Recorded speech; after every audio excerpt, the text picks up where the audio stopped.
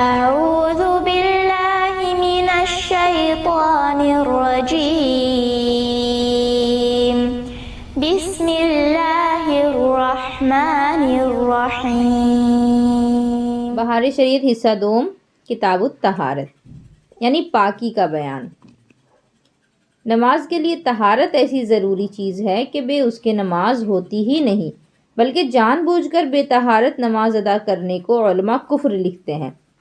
یعنی طہارت کے معنی ہے پاکی، اور پاکی جو ہے وہ نماز کے لیے بہت ضروری چیز ہے، اور اگر کوئی شخص ناپاکی کی حالت میں ہو اور جان بوجھ کر کے نماز اگر ادا کر لیتا ہے تو علماء اس کو کفر لکھتے ہیں، یعنی ایسا کام کرنا کفر کرنے کے برابر ہے۔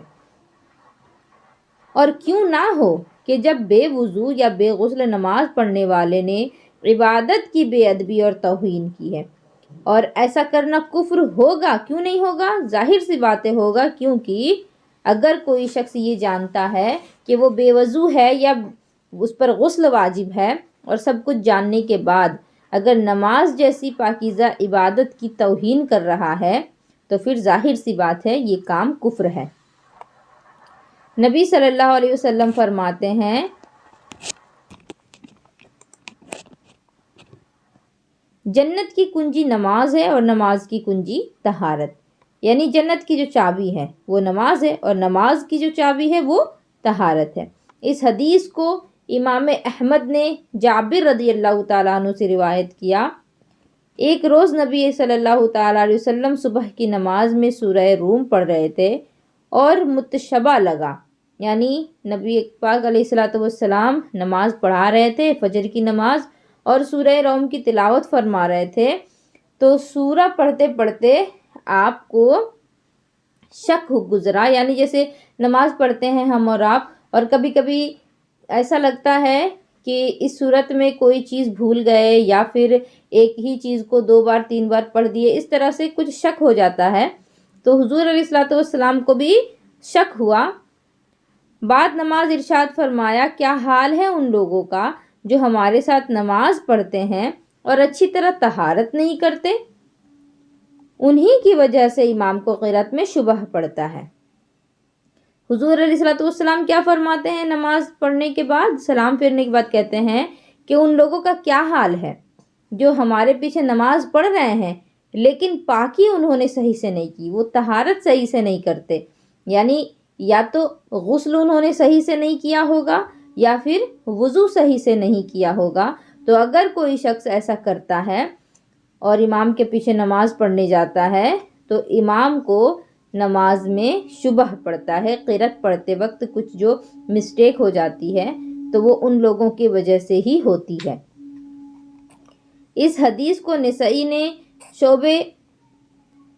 شبیب ابن ابی روح سے، انہوں نے ایک صحابی سے روایت کیا جب بغیر کامل طہارت نماز پڑھنے کا یہ وبال ہے تو بے طہارت نماز پڑھنے کی نحوست کا کیا حال ہوگا۔ یعنی ایک صحابی یہ کہہ رہے ہیں کہ جب طہارت تو ہے لیکن مکمل طہارت نہیں، جیسے اگر وضو کر رہا تھا اور وضو میں کچھ رہ گیا یا غسل کرنے میں کچھ رہ گیا، اور اگر کوئی نماز پڑھنے چلا گیا امام کے پیچھے تو پھر اس کا یہ وبال ہے۔ تو پھر سوچے ذرا کہ جو شخص صحیح سے وضو نہیں کرتا ہو اور اس کو معلوم بھی ہو، یا پھر وضو ہی نہیں کیا، یا پھر غسل فرض تھا اور غسل ہی نہیں کیا، بغیر غسل اور بغیر وضو کے اگر چلا گیا تو پھر اس شخص کا کیا حال ہوگا، اس کی کتنی نحوست ہوگی۔ ایک حدیث میں فرمایا طہارت نصف ایمان ہے، یعنی طہارت جو ہے یہ آدھی ایمان جو ہے ہمارا، وہ آدھا ایمان مکمل کر دیتی ہے پاکی۔ اس حدیث کو ترمذی نے روایت کیا اور کہا کہ یہ حدیث حسن ہے، اور پھر طہارت کی 2 قسمیں بتائی جا رہی۔ ترمذی جو ہے یہ بہت مشہور حدیث کی کتاب ہے، اس کتاب میں بھی اس حدیث کو ذکر کیا گیا ہے کہ طہارت نصف ایمان ہے، یعنی آدھا ایمان ہے پاکی۔ اب طہارت کی 2 قسمیں بتائی جا رہی ہیں، طہارت صغرا اور طہارت کبرا۔ صغرا یہ عربی کا لفظ ہے یعنی چھوٹا، کبرا یہ بھی عربی کا لفظ ہے یعنی کہ بڑا۔ تو طہارت صغرا وضو ہے، یعنی یہ چھوٹی پاکی ہے وضو، اور کبرا غسل، جن چیزوں سے صرف وضو لازم ہوتا ہے ان کو حدث اصغر کہتے ہیں۔ حدث کے معنی ناپاکی، اس کو حدیث نہیں پڑھنا ہے۔ حدیث کا معنی ہے ہمارے نبی نے جو باتیں بیان فرمائی وہ، یا جو کام کیے وہ، لیکن حدث کا مطلب ہوتا ہے ناپاکی۔ تو ایسے کام جس سے وضو ضروری ہو جائے وہ حدث اصغر ہے، جیسے کہ اگر کسی نے پخانہ کیا، پیشاب کیا، ہوا خارج کیا، تو یہ چیز ایسی ہے کہ جس سے وضو ٹوٹ جاتا ہے، وضو لازم آ جاتا ہے۔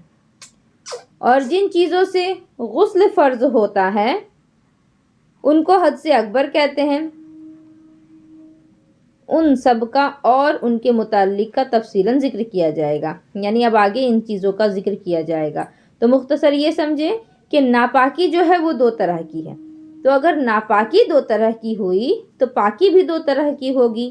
ایک ہے چھوٹی ناپاکی جو کہ وضو سے پاک ہو جائے گی، جیسے اگر کوئی پیشاب کرتا ہے تو اس کا وضو ٹوٹ جاتا ہے اور پھر نماز پڑھنے کے لیے اسے دوبارہ وضو کرنا ہوگا، اس کو ناپاک نہیں کہیں گے، وہ صرف ایک وقتی طور پر ہے۔ اور پھر حدث اکبر یعنی بڑی ناپاکی، تو اس کے لیے بڑی پاکی ہوگی جس کو غسل کہیں گے۔ کسی شخص پر اگر غسل فرض ہے یا کسی عورت پر، تو پھر اس کے لیے ضروری ہوگا کہ بغیر غسل کیے نہ وہ نماز پڑھے نہ ہی وہ تلاوت قرآن کرے۔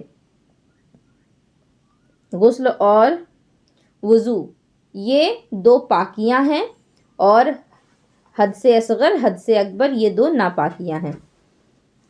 تو اس میں جو حدیث بتائی گئی ہے اس کو یاد کریں، اور پاکی کی جو قسمیں میں نے بتائی وہ بھی یاد کریں۔ اللہ رب العزت آپ سبھی کے لیے آسانیاں فراہم کرے۔